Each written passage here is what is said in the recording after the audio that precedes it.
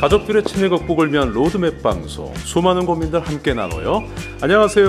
여러분과 함께 치매에 대해서 공부할 준비가 되어 있는 사회자 이도현입니다. 안녕하세요. 치매가 더는 어렵지 않고 보다 쉽게 이해할 수 있도록 올바른 지식과 정보를 알려드리는 가이드 최경자입니다. 반갑습니다. 가이드님. 잘 지내셨죠? 네.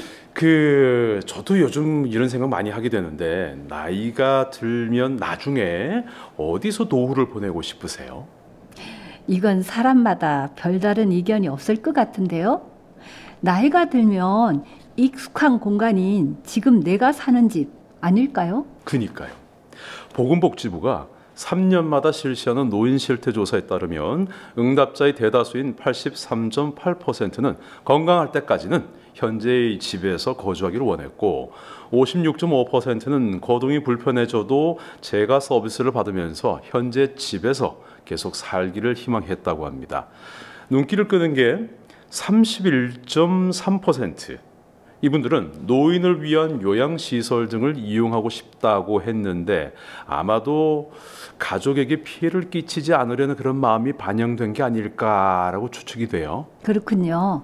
그런데 실제로 국민건강보험공단 자료에 의하면 노인 3명 중 1명은 요양병원이나 요양원에서 생을 마감한다고 합니다. 2017년 자료이긴 한데 아마도 지금은 더 늘어나지 않았을까요? 야, 그 당시 3명 중 1명이라면 앞으로는 특별한 케이스를 빼면 대부분 요양원이나 요양병원에서 몇 년씩 계시다가 생을 마감하는 게 당연해지지 않을까 싶어요. 맞아요. 정돈 집에서 삶을 마감하겠다는 소박한 소망은 이제 이루어지기가 어려울 것 같아요. 그래도 시설 입소를 예전처럼 불효로 생각하는 시대는 지나간 것 같고요. 그래서 오늘은 요양병원, 요양원과 관련된 치매 가족분의 이야기를 들어보겠습니다. 사연을 주신 분은 무남동녀 외동딸로, 아버지는 혼자서 지영 씨를 키웠다고 합니다. 처음 요양병원에 모실 때 1년 뒤에 다시 집으로 모시고 온다고 했는데 그 약속을 지키지 못했다고 합니다. 면회 때마다 집에 가고 싶다고 우셨는데 이제는 흘릴 눈물도 없는지 아니면 소용없다는 것을 아셨는지 눈을 감은 채 무표정한 얼굴로 지내시나 봐요. 그런 아버지의 모습이 눈에 밟혀서 집에 올 때마다 눈이 퉁퉁 붓도록 운다고 하십니다. 이 지영 씨네 아이가 20개월인데 눈에 넣어도 아프지 않을 예쁜 아기를 볼 때 아빠도 본인을 이렇게 예뻐하셨을 거라는 그 생각에 마음이 더 미어진다고 합니다. 그래서 아버지를 모시고 오고는 싶은데 아이가 어리다고 남편은 반대를 한답니다. 지영 씨도 남편을 이해는 하지만 아빠가 사시는 동안만이라도 최선을 다해보고 싶다는데 어떻게 하면 좋을까요? 지영 씨가 아버님과의 관계가 저토록 애틋한데 지영 씨 마음이 오죽하겠어요. 그런데 아이도 어리고 무엇보다 남편이 반대하니까. 그래서 그 지영 씨가요, 이혼까지도 생각을 했대요. 아, 그랬군요. 네. 그래도 이혼은 아닌 것 같아요. 이혼하면 저 예쁜 아이는 어떻게 되나요? 지금 출산과 육아로 인한 호르몬 변화가 어쩌면 조금 더 감정적일 수 있어요. 이럴 때는 중요한 선택, 결정을 하지 않는 것이 좋을 것 같습니다. 솔직히 저도 아버지가 정녕 바라는 것인지는 모르겠어요. 지영 씨가 느끼기에는 지금 아버지가 힘들어하는 것이 아닐까 하고 극도로 불안한 상태인데요. 그 불안한 마음은 아버지를 좀 더 자주 찾아뵙는 것으로 해소하면 어떨까요?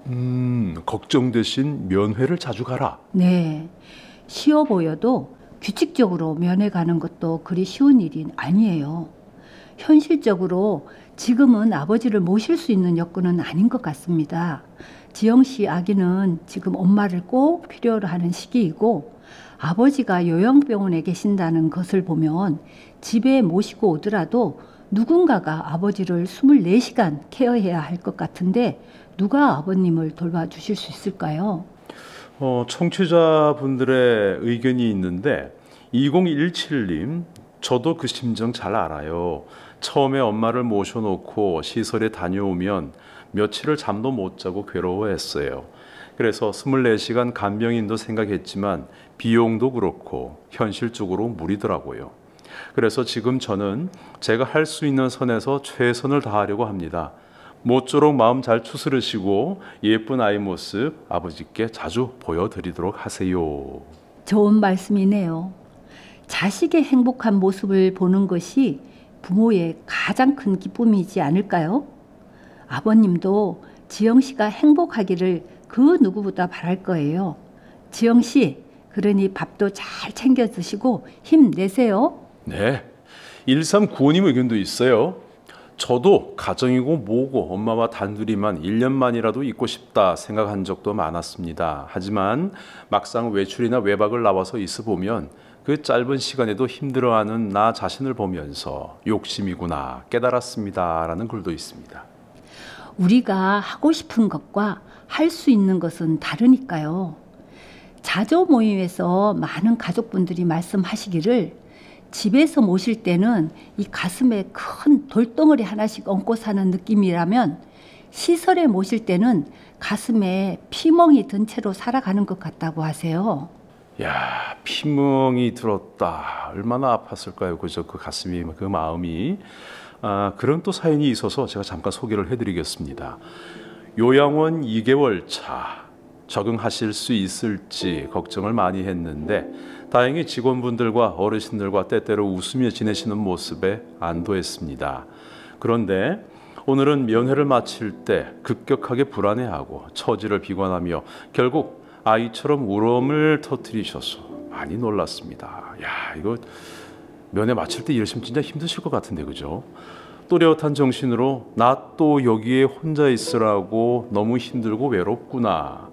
또 온다는 제 대답에 너희들은 마음대로 오고 가면 그만이지만 나는 대체 뭘 할 수 있냐라면서 돌아 누워 그 작은 등으로 흐느끼셨어요. 제가 속상해서 울고 있을 때 언제나 엄마가 안아주고 달래주셨는데 그런 엄마가 우는데 저는 제가 살자고 선생님들께 엄마를 맡겨두고 혼자 돌아왔습니다. 참 사연을 읽고 있지만 저도 힘드네요. 그죠? 차마 하지 못했던 말 여기서나마 하고 싶어요. 엄마 미안해. 잘못했어. 가자 엄마. 나랑 같이 가자. 나랑 같이 우리 집에 가서 살자. 엄마 손을 잡고 나설 수 없는 상황이 너무 슬프고 죄송합니다. 라는 글입니다. 정말 마음이 너무 아프네요. 사연 주신 분의 손을 꼭 잡고 괜찮아, 괜찮아 이렇게 다독여 드리고 싶습니다.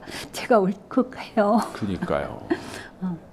지금 어떤 말로도 위로가 되지 않겠지만 속상했던 마음을 이렇게라도 털어놓으셨으니 이제는 마음 잘 추스렸으면 좋겠어요.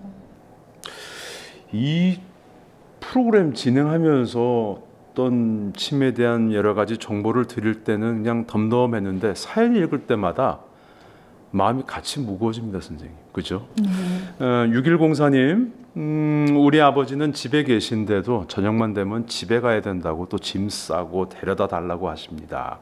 집에 계셔도 우리 아버지 같은 분도 계세요. 제 말이 위로가 될지 모르겠네요. 라고 하셨어요. 사실 요양원에 입소한 어르신들 대부분이 집에 가길 원하세요. 또 자신이 버려졌다고 생각하시는 분도 많으시고요. 그런데 요양원에 모시는 것이 최선의 방법이었다면 보호자가 자주 방문하는 것이 중요합니다. 되도록이면 정기적으로 방문하셔서 본인을 계속 돌봐주고 있다는 느낌을 들게 하면 새로운 장소에서도 잘 적응할 수 있어요. 간혹 뭐 그런 기사가 있긴 합니다만 요양원에 문제가 있는 게 아니라면 시간이 약이지 않을까 싶은데 그럼에도 불구하고 적응을 못하는 분도 계시죠? 네, 끝까지 적응을 못하시는 분도 계시죠. 대개 가족 간의 관계가 매우 돈독했다든가 혹은 어르신이 요양원에 가면 죽는다고 믿으시는 분은 적응이 어려워요. 자녀분들은 더 전문적인 케어를 위해 맡기시는 건데 어르신들은 버림받았다고 생각하시니까요. 그래서 직원들이 아무리 잘해드려도 뭔가 다른 꿍꿍이가 있다고 생각해서 의심하시거든요.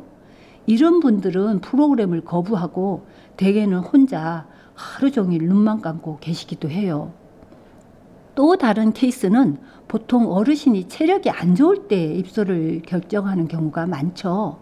이처럼 요양원에 입소할 때 많이 편찮으신 데다 앞서 말씀드렸던 것처럼 어르신이 마음의 문을 열지 않으시면 적응하시기도 전에 돌아가시는 경우도 있고요. 그렇군요. 5201님, 저희 엄마는 요양원을 3군데나 옮겨봤는데 결국 적응을 잘 못하시길래 남편과 상의해서 엄마를 집에 모시고 왔어요. 안 보여서 불안한 것보다 눈앞에서 짜증나는 게 낫다고 생각했거든요. 저는 아이가 없어서 그냥 엄마를 제 딸이다라고 생각하고 살고 있습니다. 그리고 4190님, 면회 전날 아빠를 만난다는 설렘보다는 내일 또 내 새끼손가락을 걸고 나 꼭 데려가라는 말씀을 하실 것 같은 그 불안감에 잠을 못 이룹니다. 그래도 제 마음은 숨기고 아빠에게 사랑한다고 많이 안아드리고 오겠습니다. 라는 글입니다. 사회자님, 외국에는 치매 환자도 집과 같은 편안한 공간에서 살고 음악도 듣고 꽃을 가꾸고 쇼핑을 하고 카페에서 커피도 마실 수 있고 또 친구와 수다도 떠는 평범한 일상생활이 가능한 치매 마을이 있습니다. 네덜란드를 시작으로 프랑스, 미국에도 생겼어요. 우리나라도 지금 네덜란드의 호그백 마을을 닮은 시설을 만들려고 많이 노력하고 있고요. 언젠가는 치매 환자도 격리가 아닌 우리 사회에서 다 같이 돌볼 수 있는 환경과 제도가 만들어지리라 희망합니다. 그때까지 우리는 우리가 할 수 있는 것을 열심히 하면서 살아가도록 해요. 네, 지금 행복하지 않더라도 행복하려고 노력하면 결국 행복해질 겁니다. 그러니 여러분 힘내세요. 청취자 여러분들의 소중한 이야기 기다리고 있습니다. 대구광역치매센터로 메일 주시면 저희가 소개해드릴게요. 더욱 알찬 정보로 다음 시간 다시 찾아옵니다. 구독하기 꾹, 좋아요 꾹, 우리 가로수에서 만나요.